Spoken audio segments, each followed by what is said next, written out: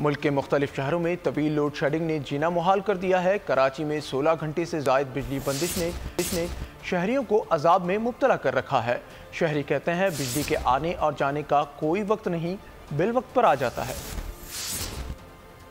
जितना भी मेगावाट आ जाता, लेकिन वही लोड शेडिंग वही सिस्टम होता है। लोड शेडिंग 3-3 घंटे की लोड शेडिंग होती है, तो 3-3 घंटे 6-6 घंटे वहाँ पे लोड शेडिंग होगी तो कारोबार भी आपने लोगों का ख़त्म कर चुके हैं। अब आप अल्लाह से बारिश मांगते हैं, बाकी बिजली का तो कोई हाल नहीं है।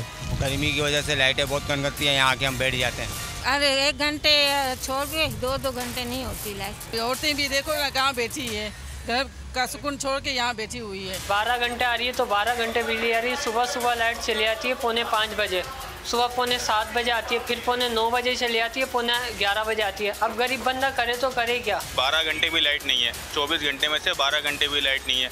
हर 10-15 मिनट के बाद लाइट चली जाती है।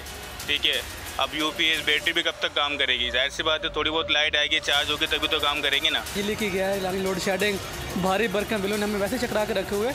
खुदारा हुकूमत हमारे ऊपर तरस करे। इलेक्शन से कब तो लोगों ने बड़े दावे किए थे कि 200 यूनिट फ्री करेंगे, ये करेंगे, यहाँ करेंगे। बिजली आप देख सकते हैं 12-12, 14-14 घंटे नहीं आती, पूरा दिन भी बिजली नहीं होती, घर में भी काम नहीं होते और लोगों के कारोबार भी इतने ज़्यादा नहीं हो रहे बिजली की वजह से। यहाँ पे तो लाइट तो घर जाते हैं तो लाइट नहीं होती, यहाँ दुकान आते हैं तो लाइट नहीं होती।